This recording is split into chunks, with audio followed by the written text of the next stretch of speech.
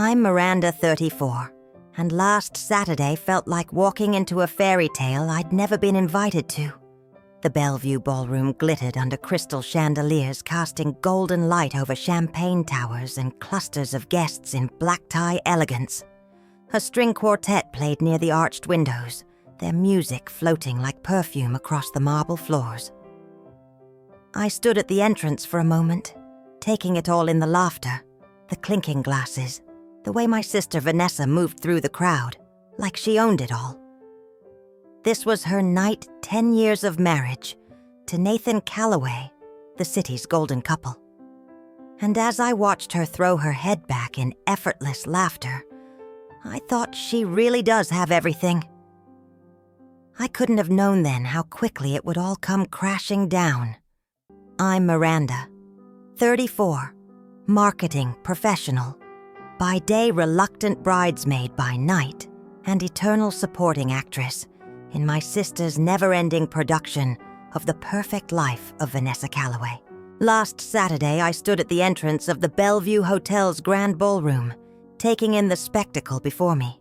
Crystal chandeliers sparkled overhead like captured constellations. White roses and towering orchids filled every table. Waiters in black vests weaved between guests, balancing trays of champagne flutes that caught the light with every turn. At the center of it all was Vanessa, a radiant in a pale gold Vera Wang gown that probably cost more than my rent.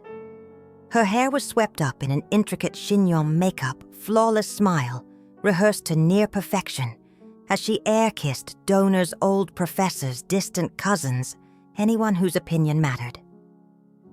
This was her night, the celebration of 10 years married to Nathan Calloway, the man everyone said was too good to be true, and for a while I believed he was her redemption. That maybe marriage had softened the sister who spent childhood turning my life into her private competition. Growing up, she was the golden child by default, 3 years older, prettier by every traditional standard, the one with perfect ballet pirouettes, while I tripped over my own feet in tap shoes. But it wasn't enough for her to be the best. I had to lose, visibly, for her to feel she'd won. When I made varsity cheer sophomore year, she spread a rumor to the captain that I'd cheated on tryouts. When I brought home my first boyfriend, she offered to tutor him in chemistry, and 2 weeks later they were dating.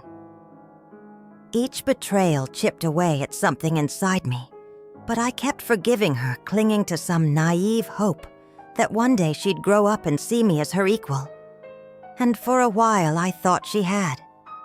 When she met Nathan in college, he was kind, brilliant, ridiculously handsome. I was happy for her. At their wedding 3 years later, I stood beside her as maid of honor, blinking back tears, thinking, maybe this is it. Maybe she's finally done competing. Over the decade of their marriage, our relationship mellowed into a civil truce. We weren't best friends, but there were shopping trips, birthday brunches, safe topics about handbags and reality TV. I convinced myself that was enough, that I didn't need her to love me like a sister should, as long as she stopped actively trying to destroy me.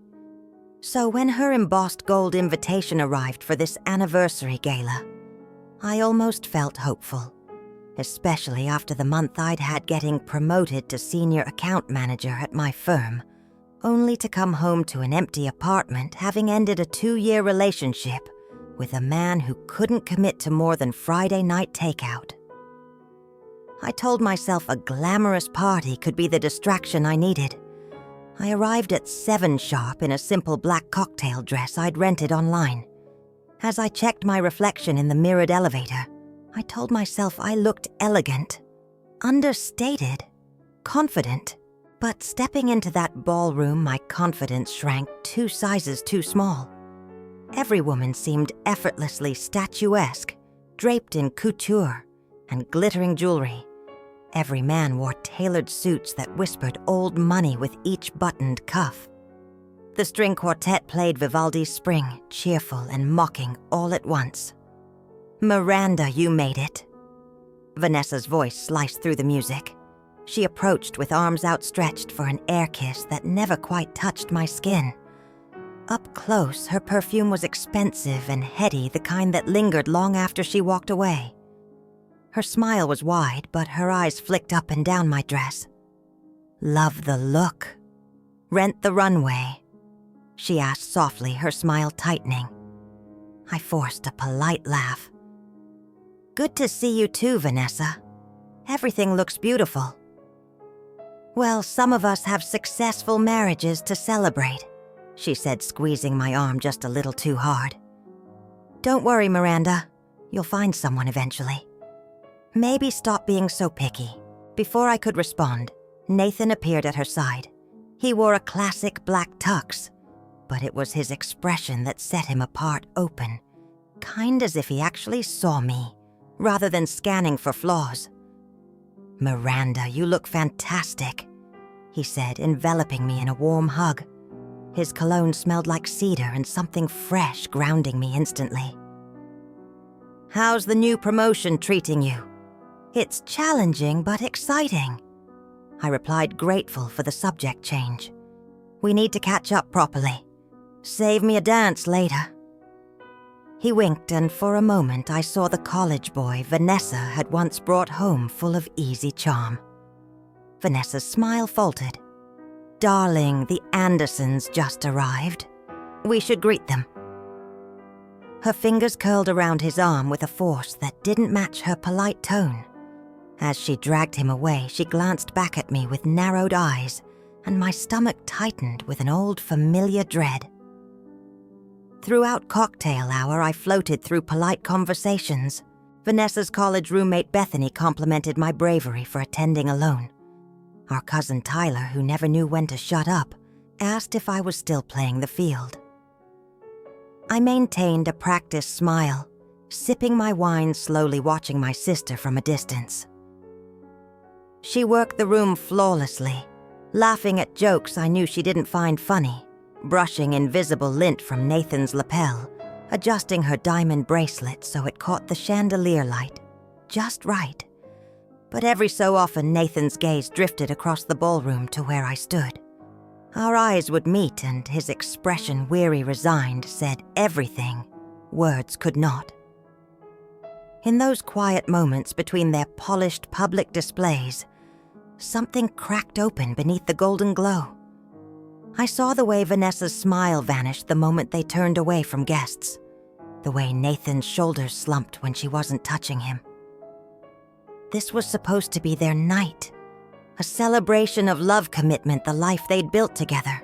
Instead, it felt like standing on the edge of a fault line, sensing the tremors before the earthquake hits. And in that moment, as I watched my sister float through her kingdom, I couldn't shake the feeling that everything I was seeing was just performance. An elaborate illusion so fragile it could shatter with a single truth exposed. At the time, I thought that truth was about their marriage. I had no idea it was about to be about me. It happened just after dinner when the ballroom was dimmed for the anniversary slideshow. Candles flickered across each table, and Vanessa's perfectly curated photos played on a gold-framed screen, her in a lace wedding dress. Nathan looking adoringly at her vacations in Santorini Aspen ski trips, his arms wrapped around her waist in every shot, like he was holding on to something precious. I needed a break from the fairy tale montage. Grabbing my clutch, I slipped away to the restroom down the side corridor. Inside, under bright vanity lights, I checked my makeup, reapplied nude lipstick, and tried to gather myself. I thought about going home early, slipping out quietly before the toasts and cake cutting, leaving Vanessa to bask in her spotlight uninterrupted. But as I stepped back into the ballroom, everything shifted in an instant. I paused at the edge of the crowd, scanning for my table. That's when I saw her, Vanessa. She was standing next to my seat, her slender figure framed in the massive window that overlooked the city skyline. The glass turned into a dark mirror at night, reflecting her movements with eerie clarity. I watched rooted to the spot as she glanced around furtively. Then she reached into her glittering clutch and pulled out something small, a pill powder. My breath caught in my throat as she hovered her hand over my champagne flute. In the reflection, I saw her drop it in. Whatever it was dissolved instantly, leaving only a faint swirl before disappearing completely. She smiled, a small secretive smile that never touched her eyes. My entire body went cold. In that moment, memories I'd buried for decades clawed their way back to the surface. Vanessa leaning over my biology homework in 8th grade, eyes narrowed before she accidentally spilled orange juice all over it. Vanessa offering to drive me to my SAT exam junior year, then conveniently making us late, so I missed the first section. Vanessa smiling sweetly as she told my college boyfriend I'd been flirting with his roommate. Little acts of sabotage wrapped in sugar, childhood pranks with adult consequences. But this was different. This was deliberate, calculated, and terrifying. I felt my pulse thunder in my ears as adrenaline flooded my veins. I could confront her right there, demand to know what she put in my drink scream, and make a scene. But Vanessa was a master manipulator. She'd twist my outrage into jealousy paranoia drama. People would roll their eyes. There goes Miranda again, overreacting. Instead, an idea sparked in my mind. Dark, risky, but necessary. I waited until she disappeared back into the crowd, smiling graciously at guests, as if she hadn't just tried to poison her own sister. Heart hammering, I approached my table.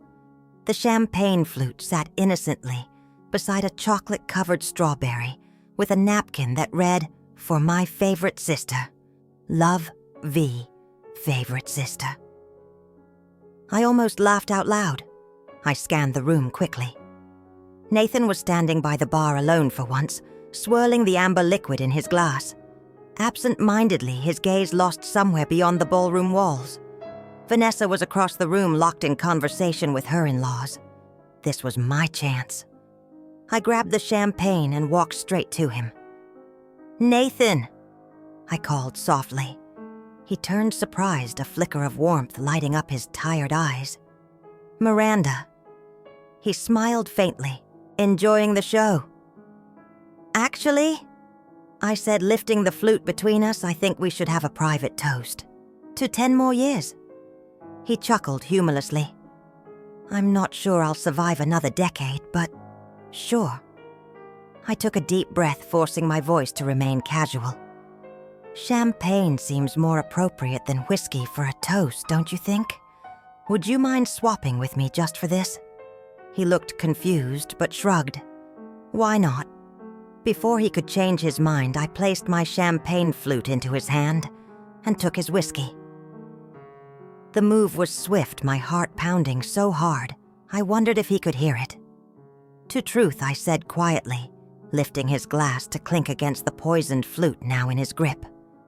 He frowned slightly at my words, but echoed to truth. Then he took a generous sip. Over his shoulder, I saw Vanessa watching us from across the room, her smile curling with satisfaction as she saw me holding Nathan's whiskey and him drinking the champagne.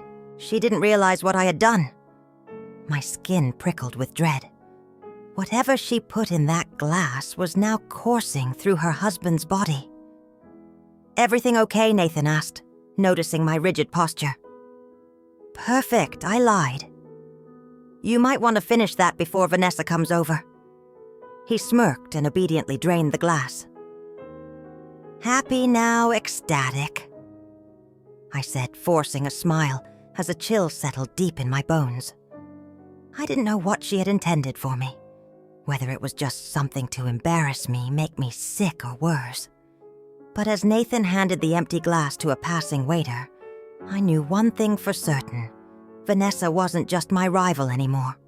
She was my enemy, and this party was about to become her reckoning. When I was 5, Vanessa convinced me monsters lived under my bed. She said they had long, pale fingers and wide, milky eyes that could see even in the dark. Each night for a week, she'd sneak into my room after Mom tucked me and crawl under my blanket and whisper stories about how, if I moved too fast, they'd grab my ankles and drag me under. I didn't sleep for days. I'd lie there rigid, too scared to call for my parents because Vanessa said the monsters ate little girls who snitched. When I told Mom, trembling with exhaustion, she'd sighed, "Oh, honey, your sister just has an active imagination. Don't take it so seriously." But I did. Because even at 5, I understood something fundamental about Vanessa. She didn't just want to scare me. She wanted me afraid of her. By middle school, her games had shifted from fear to humiliation. On my 12th birthday, I invited my entire class for a sleepover. I'd spent weeks planning pink streamers cupcakes with edible glitter, a rented karaoke machine. That night, as the other girls squealed and sang Taylor Swift, Vanessa slipped into the living room in her silk pajama set, rolling her eyes dramatically. "Hey, everyone," she announced with faux cheer. "Want to hear something hilarious?" Before I could stop her, she pulled out my diary. My private diary where I'd written about my crush on Ryan Kavanaugh and how I wished I looked like Selena Gomez. She read it out loud in a mocking sing-song, pausing for effect, to let the girls erupt in laughter. I can still remember the burning in my cheeks, the way my throat tightened so hard. I thought I'd choke. After the party ended and the girls left, I found her in her room painting her toenails, neon orange, humming. "Why do you hate me?" I whispered, tears streaming down my face. She glanced up, smirked slightly, and said, "Don't be so dramatic, Randy. It was just a joke. You're so sensitive. Sensitive, dramatic, overreacting." Those were her words for me, words that over time etched themselves into my bones until I believed them. In high school, when I made varsity cheer sophomore year, I thought I'd finally won something of my own. I came home beaming, ready to tell Mom. Vanessa was in the kitchen flipping through 17 magazine. She didn't even look up. "Congrats," she muttered flatly, turning a page. I'm sure they needed a pity pick. The next week, the squad captain pulled me aside after practice. Someone had told her I cheated on tryouts, that I paid a senior to fake my stunts during drills. There was an investigation. I was cleared, but the whispers lingered all season. Girls avoided partnering with me. No one wanted to risk being associated with a cheater, even if it wasn't true. Vanessa never admitted it was her. She didn't have to. Then came Derek, my first real boyfriend, junior year English. He had shaggy brown hair and dark eyes that crinkled at the corners when he smiled. He played guitar badly, but with so much passion, I didn't care. The night I introduced him to Vanessa over dinner, she gave him her sweetest smile and said, "Chemistry's hard, isn't it, Derek? I could tutor you if you're struggling." 2 weeks later, they were dating. She didn't even try to hide it. When I confronted her sobbing in her doorway, she shrugged. "You'll get over it. You're so young to think he was the one," she said, examining her cuticles as if I were just background noise. Our parents dismissed it as typical teenage drama. "Sisters fight," Dad said without looking up from his laptop. "You'll be fine by next week." But I wasn't. Not by next week. Not by next year. Because with Vanessa, it was never just a fight. It was annihilation dressed up as sisterhood. Yet every betrayal followed the same ritual cruelty, then tears. She'd sob into my shoulder mascara running down her cheeks, voice thick with desperation. "I'm so sorry, Randy," she'd whisper, using the nickname, only when she needed forgiveness. I don't know why I do these things. I promise I'll change. And every time I forgave her. Because what choice did I have? She was my only sister, my only sibling, the person I was supposed to share secrets with at midnight and complain about Mom's burnt meatloaf to. When Vanessa met Nathan in college, part of me hoped redemption had finally come for her. He was calm, where she was volatile, kind where she was cutting. He'd smile at her snark instead of flinching his hand, resting lightly on her back, as if grounding her. At their wedding 3 years later, I stood beside her in pale lavender chiffon, clutching my bouquet so tightly my knuckles turned white. As she said her vows, her voice, trembling with tears, I believed desperately that this was it, that she was finally happy enough to leave me alone. For years after, things seemed better.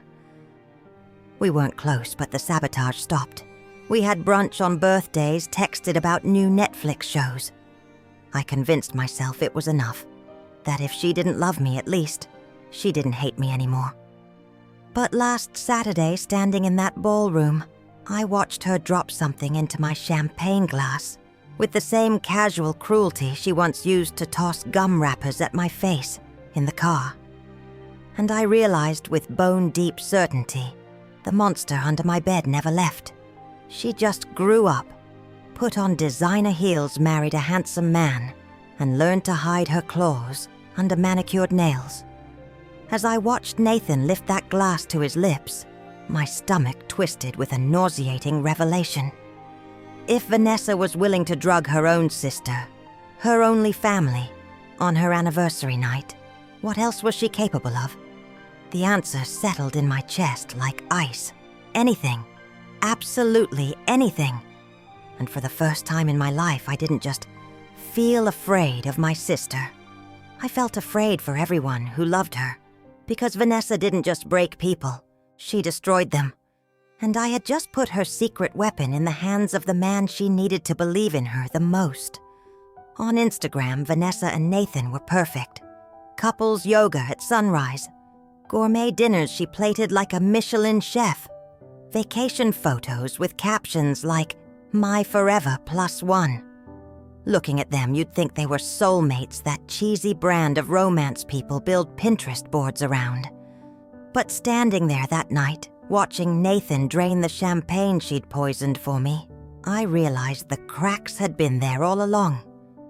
I just hadn't wanted to see them. I remember the first time she brought Nathan home. She was a senior at NYU, and he'd just graduated Columbia Business School. I was 16, awkward and shy, wearing ripped jeans and a faded Fallout Boy hoodie when they walked in the door. Vanessa introduced him like he was royalty. "This is Nathan Calloway," she announced, placing a possessive hand on his chest. "He's going to change the world one day." He laughed lightly, his arm slipping around her waist. "Ignore her. She oversells everything." But he looked at her like she was the only person in the room. That look, soft open in love, stuck with me for years. At their wedding 3 years later, Vanessa was radiant in white lace, her veil blowing gently in the vineyard breeze. Nathan stood at the altar in a perfectly tailored navy tux, eyes glassy with tears as she walked down the aisle. I remember thinking maybe he's her redemption. Maybe love will fix the broken parts of her. For a while it seemed like it did. The first few years, Nathan was her shield and her spotlight all at once. She glowed beside him at charity galas. He built his consulting firm into a powerhouse, while she curated her lifestyle brand, posting morning routines and wife life hacks that made thousands of women envy her curated existence. When they bought the mansion on Ridgeway Hill, the 6-bedroom colonial with marble floors and wraparound porch, Mom said, "Your sister's really done it. She's living the dream." But I noticed little things even then. How Nathan's hand would slip from hers when he thought no one was looking. How her smile froze for a fraction of a second whenever he disagreed with her in public. How during Christmas dinner one year he excused himself early to finish emails, while Vanessa boasted about her 100K followers and brand deals. "She's exhausting, isn't she?" he'd said to me once years ago at Thanksgiving as we washed dishes together in the kitchen. The question was so sudden I nearly dropped a plate. "She's driven," I offered carefully. Nathan chuckled, a low, sad sound. "That's one word for it." Then he changed the subject, asking about my marketing classes, my internship applications, anything to avoid lingering too long in truths neither of us were ready to say out loud. Over the decade of their marriage, my relationship with Vanessa settled into a predictable rhythm. Shopping trips for her latest party looks, brunches where she interrogated me about my dating life before dismissing every man I mentioned, holiday gatherings where we posed for smiling family photos only to stand in stiff silence once the camera clicked off. But with Nathan, things were different. He'd always ask how I was really doing. He'd remember little details. The podcast, I was obsessed with the coworker I couldn't stand. Whenever Vanessa cut me down with a casual insult, he'd change the subject, gently steering the conversation to safer waters. Sometimes I caught him watching me with an unreadable expression, like he saw something in me he recognized in himself, some secret sadness or truth he couldn't name. And that night at the anniversary party, his facade finally slipped. During dinner, I was seated at the far table with distant cousins and Vanessa's work friends. Nathan frowned when he saw the place card, but didn't say anything. Throughout the meal, I watched him and Vanessa from afar. Their bodies leaned away from each other. They smiled for photos, shared polite murmurs, but their eyes never met. When dessert plates were cleared, Nathan appeared suddenly at my side. "Mind if I steal you for a second?" he asked. He didn't wait for an answer, just led me to a quiet corner near the terrace doors. His hand trembled slightly as he ran it through his hair. 10 years is a long time to keep up a facade, he said softly. I hesitated. Facade? He chuckled bitterly. I thought marriage would change her. Make her softer, less destructive. The word hit me like a slap. Destructive. I'd spent my life calling her competitive, difficult, intense. But destructive was something deeper, something darker. He looked at me, then eyes bloodshot exhaustion lining his handsome features. You know her better than anyone. Do you think people can really change?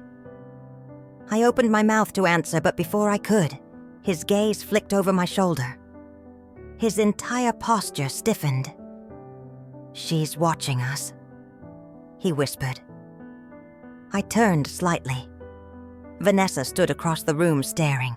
Her champagne flute trembled in her grip, her expression an unsettling cocktail of fury and fear. Nathan stepped back. I should get back. Let's catch up soon, okay? I miss talking to someone normal. As he walked away, I felt a pang in my chest I couldn't name. Pity, empathy, guilt, maybe all three. Watching them the rest of the evening felt like studying animals in a zoo. The way he flinched when she touched him, the forced kisses for the photographer, the empty congratulations from guests who saw only their curated perfection. For 10 years, Vanessa had convinced the world and maybe even herself that she'd built the perfect marriage. But looking at them that night, I realized the truth. It wasn't a marriage. It was a hostage situation. And I was about to become collateral damage in a battle I never volunteered to fight. The ballroom smelled like roses and champagne. It was a heady, almost suffocating combination that clung to my hair and skin as I moved through the crowd. The chandeliers overhead cast fractured golden light across polished floors. Waiters in starched white shirts weaved between guests, balancing trays of flutes that sparkled like liquid diamonds. Vanessa had spared no expense. Each table was topped with towering arrangements of white orchids and cream roses surrounded by gold-rimmed chargers and crystal stemware. An ice sculpture shaped like intertwined swans flanked the towering champagne fountain near the stage. A string quartet played Vivaldi softly in the corner, their bows moving in perfect synchrony. It was the kind of party designed to be photographed, posted, envied. A glossy spread in town country brought to life. But underneath the curated beauty, an invisible tension coiled around the room like a serpent. I felt it the moment I arrived. Our parents greeted me near the entrance. Dad looked uncomfortable in his tuxedo, pulling at his collar with a tight smile, as Vanessa flitted by, greeting donors and distant relatives. Mom, ever the perfectionist, kept straightening centerpieces when the staff wasn't looking, lips pursed with silent critique. "Miranda, you made it," Vanessa had sung out when she saw me. Her hug was light as air, her perfume floral and expensive, but her eyes flicked down my rented dress with thinly veiled disdain. "Love the dress," she whispered against my cheek. "Rent the runway, right?" Her smile was wide, but her eyes were cold. "It's great to see you too," I replied evenly, ignoring the jab. "Everything looks amazing." "Well," she said, squeezing my arm just a little too hard, "some of us have successful marriages to celebrate." Before I could respond, Nathan appeared at her side like a silent rescue. His smile reached his eyes, unlike hers. "Miranda, you look fantastic," he said, pulling me into a warm hug. His cologne was fresh and woodsy, grounding me instantly. "How's the new position treating you?" "It's challenging but exciting," I said, grateful for the change in topic. "We need to catch up properly. Save me a dance later." He winked before Vanessa's fingers curled around his wrist like a claw. "Darling, the Andersons just arrived. We should greet them." She practically dragged him away, glancing back at me with narrowed eyes. I exhaled shakily, feeling my pulse in my throat. Throughout cocktail hour, I mingled with familiar faces. Vanessa's college roommate Bethany commented on how brave I was to come alone. Our cousin Tyler, perpetually inappropriate, asked if I was still playing the field or finally settling down. I laughed politely, nursing a single glass of wine, resisting the urge to throw it in his smug face. From across the room, I watched Vanessa glide through her guests. Her laugh was practiced, her touches calculated, a hand on a wrist here, a gentle squeeze of a shoulder there. When photographers approached, she leaned into Nathan with a radiant smile. But the moment the flash faded, her body shifted subtly away from his. Nathan, for his part, looked exhausted. He spoke politely to guests, accepted congratulations with nods and half smiles. But his eyes drifted often, sometimes to the exit, sometimes to the floor, and every so often to me. When our gazes met, his expression was unreadable. Not romantic, not flirtatious, just searching. Like he was trying to remember something important, and I was the only clue he had left. Dinner was a 3-course affair. Lobster bisque with sherry cream filet, mignon with truffle mashed potatoes, and chocolate soufflé with Grand Marnier sauce. Vanessa had ensured each dish was presented with Michelin-level flourish. The servers moved in choreographed precision, clearing plates, refilling glasses, folding napkins the moment a guest stood. But the perfection made it worse. The forced elegance, the brittle smiles, the way Vanessa's voice rose a decibel, too high every time she spoke to Nathan.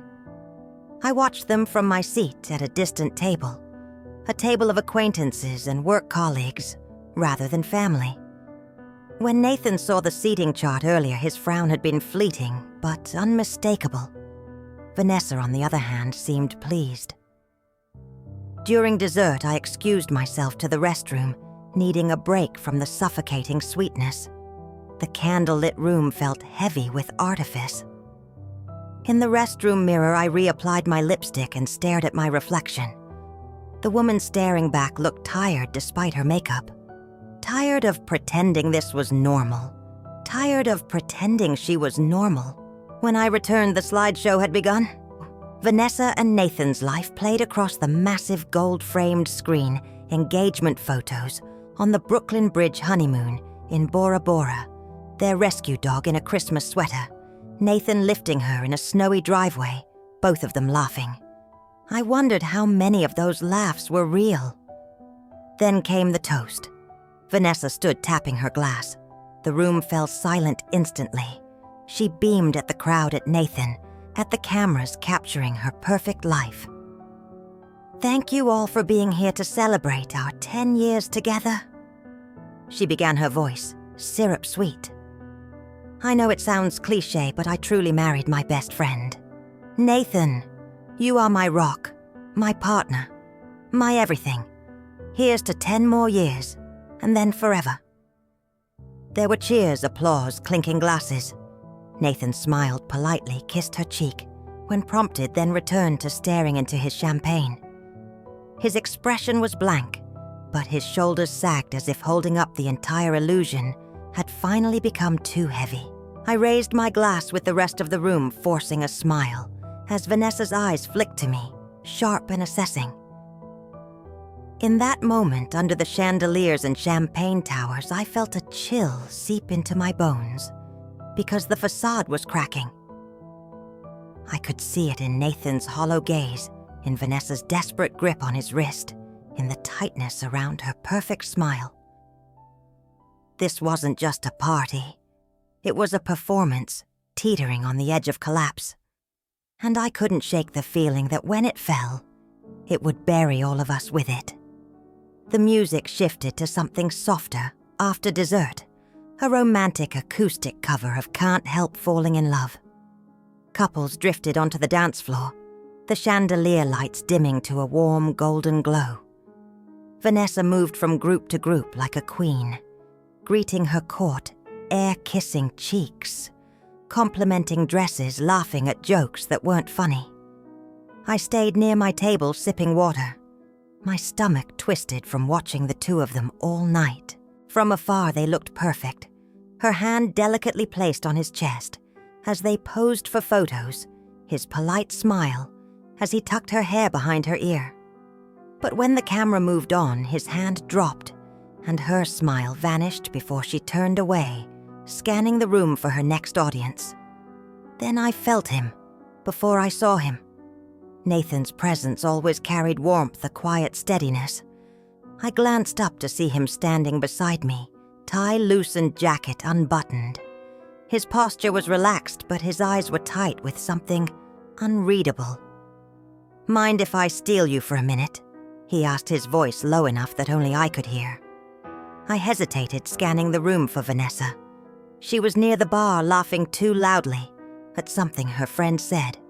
Back turned to us. "Sure," I said, setting my glass down. He led me away from the tables, weaving between guests, until we reached a quiet corner near the terrace doors. Outside, the city glittered in the darkness, skyscraper windows blinking like silent Morse code. For a moment, neither of us spoke. He stared out at the view hands shoved into his pockets, jaw working, as if chewing on words he didn't know how to swallow. "Beautiful night," I offered just to break the silence. He let out a soft, humorless laugh. "Yeah, beautiful party, beautiful everything." The bitterness in his voice startled me. I turned to face him, fully studying the man I'd once believed was Vanessa's redemption. His hair was slightly mussed lock, falling onto his forehead. There were faint dark circles under his eyes that concealer couldn't hide. "Are you okay?" I asked carefully. He sighed, rubbing his temples. "That's the million-dollar question, isn't it?" He paused, then looked at me with an intensity that made me step back slightly. "You grew up with her.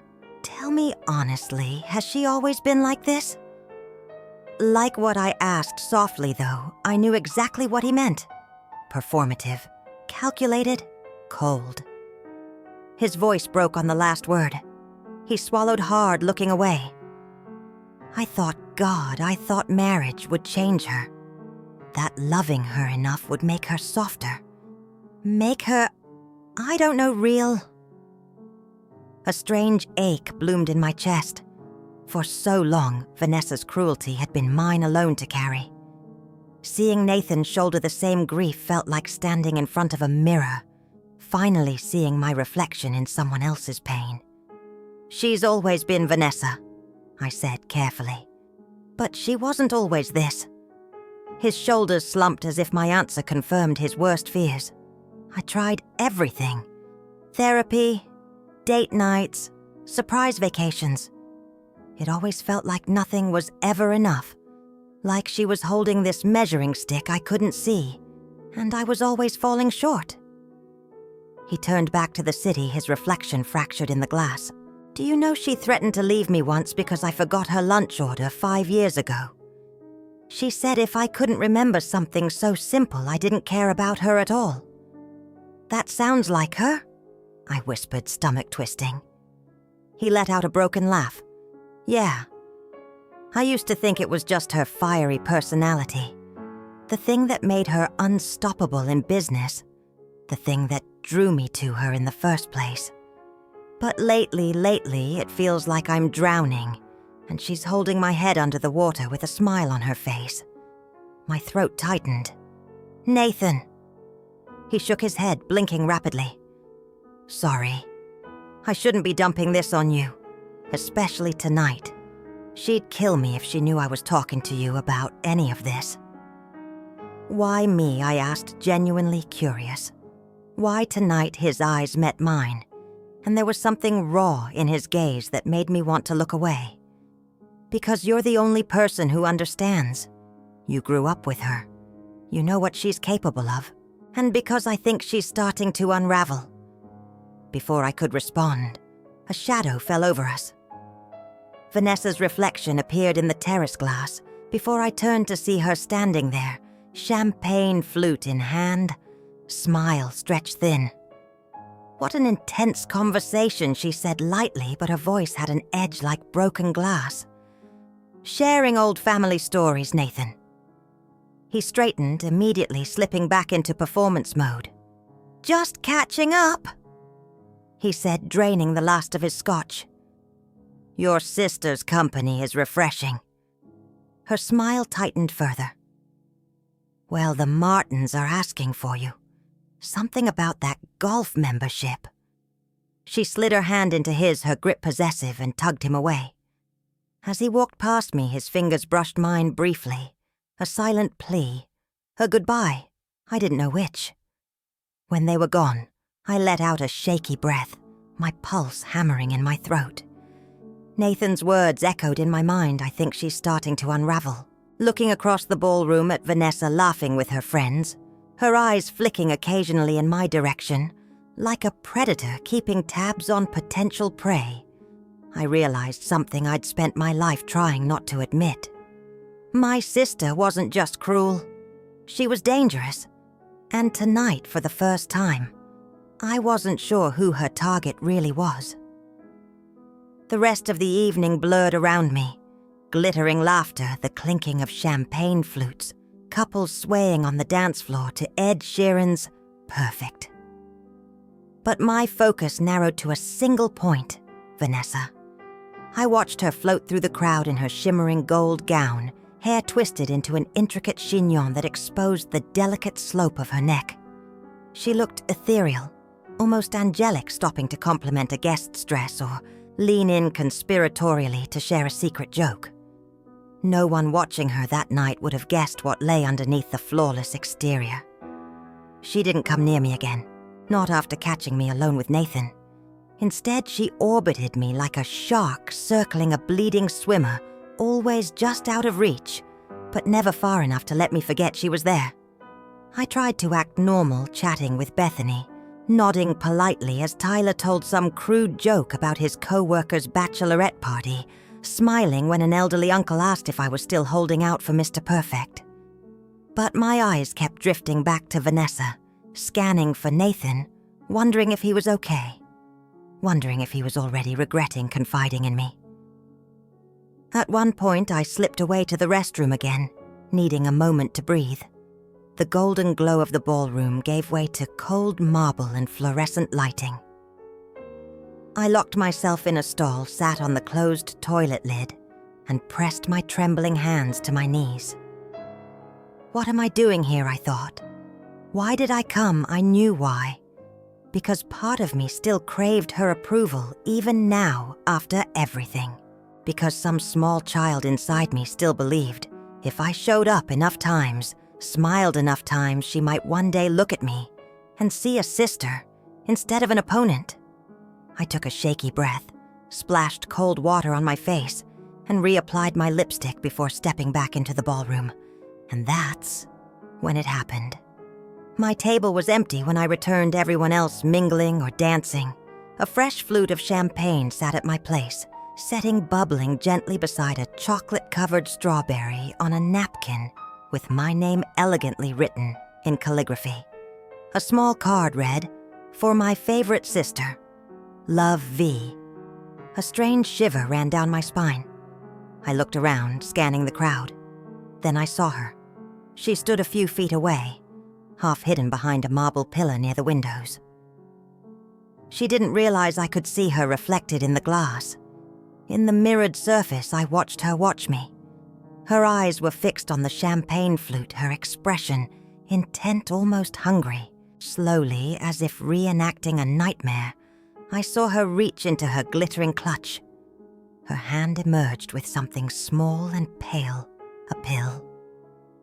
A dissolvable strip I couldn't tell from that distance, but my blood ran cold as she approached my table, glanced around furtively, and dropped it into my champagne. It dissolved instantly, leaving no trace except for the satisfied smile that curved her lips before she disappeared back into the crowd. For a moment, I couldn't move. My legs felt rooted to the marble floor, my lungs refusing to expand. I forced myself to breathe, scanning the room again. No one else had seen. To them, she was still Vanessa, the glamorous hostess, the perfect wife, the golden girl. What did she just do, I thought, panic rising like bile in my throat? What did she put in my drink? My mind raced through possibilities. Something to make me sick, to embarrass me in front of the guests, to make me slur my words, stumble over my heels, become the evening's tragic entertainment. Or was it worse? A memory surfaced unbidden, so vivid it felt like a slap. Vanessa's junior year of college. Her roommate, a brilliant chemistry major, had secured a competitive pharmaceutical internship that Vanessa also wanted. The night before the roommate's first day, Vanessa made her dinner to celebrate pasta with creamy mushroom sauce, garlic bread, chocolate mousse. By morning, her roommate was violently ill, vomiting so severely she had to withdraw from the program. Vanessa called the company, offering to fill in temporarily while her roommate recovered. The internship became hers permanently. Her roommate recovered, but their friendship never did. Vanessa always laughed off questions about it later. Bad oysters or something she'd say with a careless shrug. I'd convinced myself it was coincidence, that she wouldn't, that she couldn't. But staring at that glass of champagne, I realized how naive I'd been. She absolutely could. My heart pounded so hard I thought I might faint. What do I do confronting her publicly would create a scene I wasn't ready for. Confronting her privately might put me at even greater risk. Ignoring it was unthinkable. I needed to know what she'd done. I needed proof. And then an idea sparked. Dangerous, reckless, but necessary. My eyes scanned the room until they found him. Nathan stood near the gift table alone, swirling his drink distractedly. Vanessa was across the room, absorbed in conversation with her in-laws. It was now or never. I grabbed the flute with trembling fingers and walked toward him, my pulse drumming in my ears. The ballroom spun around me, blurred by adrenaline. "Nathan!" I said, my voice surprisingly steady as I approached. He looked up surprised and a faint smile touched his lips. "Miranda, everything okay, perfect?" I lied. I held out the glass between us. "I think we should have a private toast to 10 more years." He chuckled softly, though there was no humor in it. 10 more years, God help me. He raised his half-empty whiskey tumbler. "Actually," I said quickly, stepping closer. Lowering my voice, "Champagne seems more appropriate for toasting than whiskey, don't you think? Would you mind swapping with me? Just for this?" He frowned slightly, confusion creasing his brow, but then shrugged. "Sure. Why not?" Before he could reconsider, I placed the champagne flute in his hand and took his whiskey. The movement was swift, deliberate, and my heart roared in my chest like a caged animal.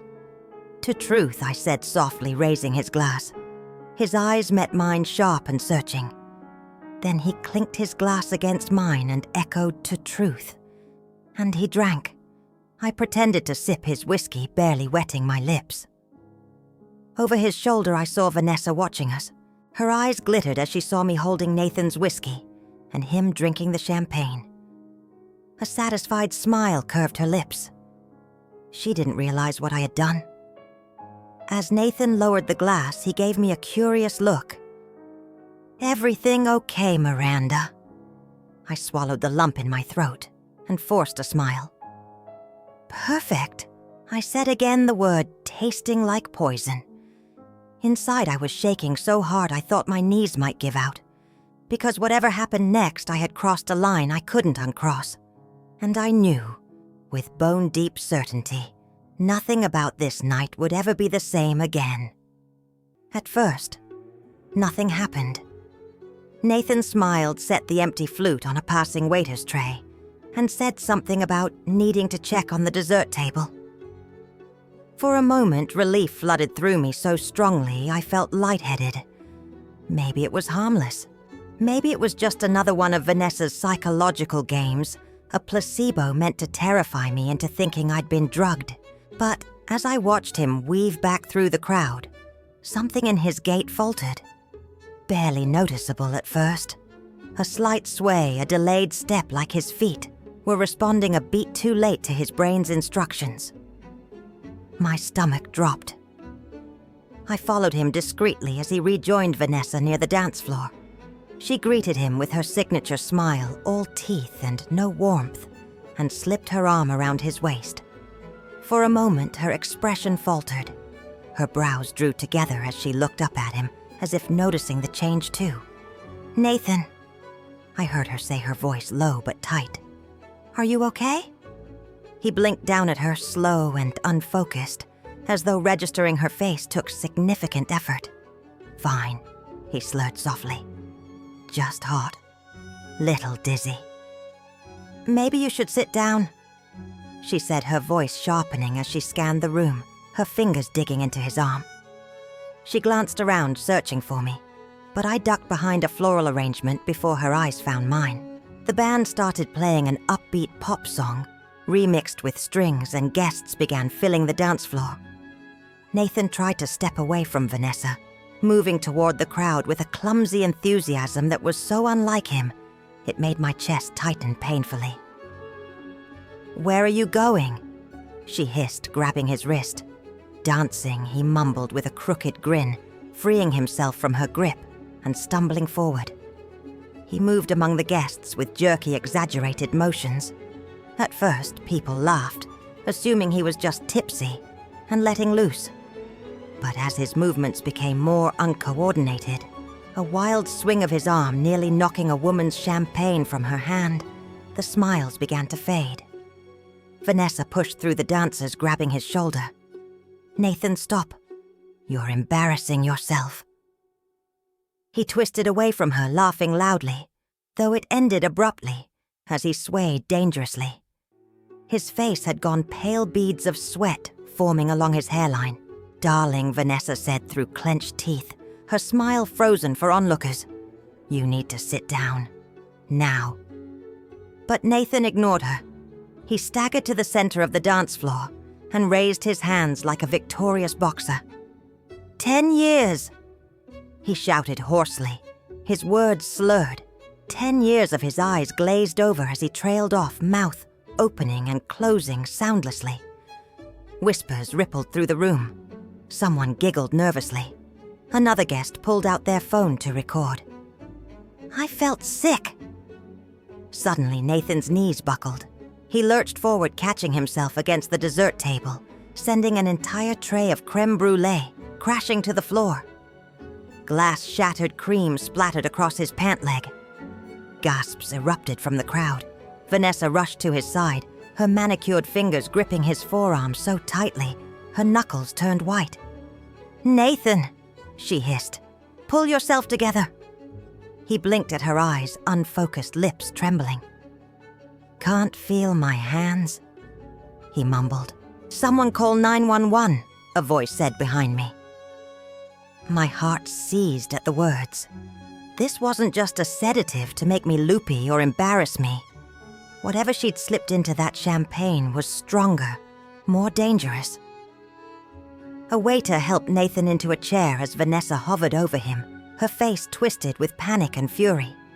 Tears welled in her eyes, smudging her mascara into dark bruises under her lower lashes. She turned, searching the crowd, and her eyes locked on mine. For a split second, her expression was naked. Gone was the carefully curated poise. In its place was something primal, fear-rage, betrayal. Her lips parted as if to say something, but no words came out. I forced my feet to move, pushing through the murmuring guests until I reached them. Nathan sat slumped in the chair, his head lolling to the side, breath shallow and ragged. Vanessa spun on me, eyes wild. "What did you do?" she hissed. My jaw dropped. What I did. "You switched them, didn't you?" she whispered, her voice shaking with fury. "You switched the drinks." I swallowed hard. "I saw you, Vanessa. I saw you put something in my champagne." Her face crumpled for half a second, before hardening into something vicious. "You don't understand. I just wanted to calm you down. You were so tense lately. I thought it would help. Help," I repeated, my voice trembling. "You drugged my drink." "It was just a mild sedative," she snapped. "Nothing dangerous. You're so dramatic." "Then why is Nathan like this?" I demanded, gesturing to her husband, who was now sweating profusely, his chest rising and falling in rapid, shallow breaths. "I don't know," she whispered, eyes darting around the room as paramedics arrived, pushing through the crowd with practiced urgency. "Step back, ma'am," one of them said firmly, kneeling beside Nathan to check his pulse. Another paramedic pulled out a small flashlight, prying his eyelids open to examine his pupils. "He's hypotensive," the medic muttered to her partner. "Possible benzodiazepine reaction combined with alcohol. Let's get him on O2 and transport immediately." Vanessa clutched her necklace, shaking her head. No, he's just drunk. He's fine." But no one was listening to her anymore. The ballroom was buzzing with whispers and judgmental stares. Guests shifted uncomfortably, unsure whether to leave or continue the celebration. The band stopped playing, silence hanging heavy over the glittering room. As paramedics lifted Nathan onto the stretcher, his gaze flicked to mine. His eyes were glassy, unfocused, but there was something like recognition in them. "Miranda," he slurred weakly. "Thank you." I felt tears burn my eyes, but I didn't let them fall. "Not here. Not now." As they wheeled him away, Vanessa turned to me, her face blotchy with smeared makeup and rage. "This is your fault," she spat. "You don't know what you've done." I met her gaze steadily, feeling something inside me harden into steel. "No, Vanessa," I said softly. "For the first time, I think I finally do." Because in that moment, as her carefully constructed life crumbled around her, I realized something undeniable. My sister hadn't just poisoned Nathan. She'd poisoned everything she touched. And now the whole world was about to see it. The ballroom was chaos. Guests whispered in tight clusters, eyes darting between the paramedics wheeling Nathan away and Vanessa, who stood trembling in the golden light of the chandeliers. Her mascara streaked down her cheeks in twin black trails, hair slipping from its elegant chignon. For the first time in my life, my sister didn't look untouchable. She looked small. Our parents rushed forward. Dad's bow tie was crooked, his face ashen. Mom clutched her clutch bag to her chest like a shield. "What happened?" Mom demanded, voice shrill with panic. Is Nathan okay? Vanessa didn't answer. Her eyes were locked on me with a burning intensity as though she could set me aflame with a look alone. Miranda, Dad said, grabbing my arms. What did you do? I flinched. I didn't do anything. Vanessa. My voice cracked under the weight of everything I'd been holding back. She put something in my drink. I saw her. Mom blinked rapidly, confusion clouding her eyes. What? Why would she? She did, I insisted louder now. She dropped something in my champagne when she thought no one was watching. I switched the glasses with Nathan's. I didn't know what it was, but Vanessa lunged forward, grabbing my wrist, with nails digging into my skin. You stupid bitch! She hissed, her voice shaking with rage. Do you have any idea what you've done? Let go of her, Dad. Snapped, prying her fingers away. Vanessa pulled back shoulders, heaving eyes darting around the room. Guests were openly staring now, their polite party masks forgotten. A few lifted phones discreetly recording. The story was no longer a secret whispered behind manicured hands. It was becoming public, viral, unstoppable. Mom's lips trembled as she reached out to touch Vanessa's arm. Sweetheart, please. What did you give him? Vanessa's eyes flicked to her mother's touch, and then away, staring at a point far beyond any of us. Her voice dropped to a whisper so quiet, I almost didn't hear it. Just half an Ativan, crushed. It wasn't supposed to hurt him. It was supposed to calm her down. She's always so tense, always so judgmental. My breath caught in my throat. The ballroom seemed to tilt sideways for a moment. You drugged your own sister, Dad, said his voice a low, shaking thunder. It wasn't for him, she snapped back, regaining some of her edge as she glared at me. It was for you. You've been acting so smug lately. Promoted, single but pretending you're happier than ever. I thought maybe if you relaxed a little, you'd finally say something embarrassing for once. Maybe people would see you're not so perfect either. A stunned silence rippled outward. I felt the blood drain from my face. You did this to humiliate me, I whispered, barely able to form the words. At your own anniversary party, she sneered, tears gathering in her eyes. Everything is always about you, isn't it? Even now? No, I said softly, a deep trembling in my chest. This was your doing, your choice. Miranda, Mom began reaching for me, but I stepped back. I couldn't stand the pity in her eyes. Across the room, a police officer approached, his expression grim as he surveyed the scene. He spoke quietly to a paramedic before turning to Vanessa. Ma'am, we're going to need to ask you a few questions about what happened here tonight. Vanessa's face crumpled. No, you don't understand. I didn't mean to hurt anyone.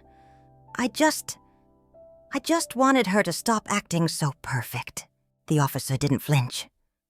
We can discuss your intentions at the station. Right now, we need you to come with us. Mom let out a strangled sob. Dad stood frozen, his eyes on Vanessa, with an expression I'd never seen before. Total, unfiltered disappointment. Two officers stepped forward. One gently but firmly took Vanessa's elbow. Her eyes locked on mine wide and wet panic blooming like bruises across her features. Miranda, she gasped. Please, tell them. Tell them I didn't mean it. Tell them you forgive me. My mouth opened, but no words came out. Because in that moment, watching her break apart, under the glittering chandeliers she'd chosen to frame her perfect life, I realized forgiveness wasn't mine to give. Not yet. Maybe not ever. I said nothing as they led her away. The ballroom was silent except for the echo of her sobs and the distant sound of Nathan being loaded into an ambulance outside. I looked around at the guests, their faces pale and horrified under the crystal light. They weren't looking at me with pity anymore. They were looking at me with understanding. For the first time in my life, they saw what I saw. Vanessa stripped bare of her illusions, exposed in all her terrifying, broken truth. And for the first time in my life, I didn't feel like the little sister standing in her shadow. I felt like the only person left standing. The hospital waiting room was silent except for the low hum of fluorescent lights overhead. Mum sat rigidly in the vinyl chair beside me, hands clutched in her lap. Dad paced back and forth, shoes squeaking faintly against the linoleum floor. Every so often his eyes darted to the double doors at the end of the hall, as if willing a doctor to appear. Vanessa was in a holding room down the corridor with 2 police officers. They'd taken her away in handcuffs an hour earlier, her sobs echoing across the marble ballroom as guests pretended not to stare. The hotel staff had discreetly begun cleaning up spilled champagne and broken glass, as if wiping away the evidence of a disaster. Nathan was stable, the doctors told us. They'd flushed his system and were monitoring his breathing through the night. He'd regained consciousness briefly enough to ask for water and mumble an apology to the nurse who was adjusting his oxygen mask. When they finally allowed me in to see him, his skin looked pale against the crisp white hospital sheets. His hair was mussed, eyes sunken with exhaustion, but he smiled faintly when he saw me. "Hey there," he rasped, his voice hoarse. "Some party, huh?" I swallowed the tightness in my throat, trying to smile back. "Best anniversary ever," I whispered. He let out a weak chuckle that ended in a cough. "Thank you," he said, his gaze turning serious. "For seeing her, for seeing me." I sat beside him, clutching his cold fingers in mine. "You don't have to thank me. I'm so sorry this happened." He shook his head slowly, eyes closing. "Don't be. It was always going to end like this." Outside his room, Dad was speaking quietly with one of the police officers, his jaw clenched. Mum stood beside him, wiping tears from under her eyes with trembling fingers. When Vanessa was escorted past us, her wrists cuffed in front of her, she looked so small, it almost didn't feel real. Her hair was falling out of its elaborate updo. Mascara streaked down her cheeks. She caught my eye as she passed, her gaze wild and desperate. "Miranda," she pleaded, "please. Tell them I didn't mean it. Tell them." But her words dissolved into sobs as the officer guided her down the hall. The following week felt like living underwater. Everything sounded muffled. The world moved in slow motion as newspapers reported socialite arrested for alleged poisoning at anniversary party. Her mugshot appeared on local news channels, eyes red and swollen, stripped of all her curated perfection. Nathan filed for divorce 2 days after his discharge. The paperwork arrived at my parents' house in a thick white envelope. Vanessa refused to open for 3 more days. When she finally did, she collapsed onto the kitchen floor, sobbing so violently, Mum thought she might choke. "He can't leave me," she kept whispering. "He can't." But he did. He moved into a small condo downtown close to his office. He called me once weeks later to tell me he'd started therapy, that he was learning what boundaries were, that he was sleeping through the night for the first time in years.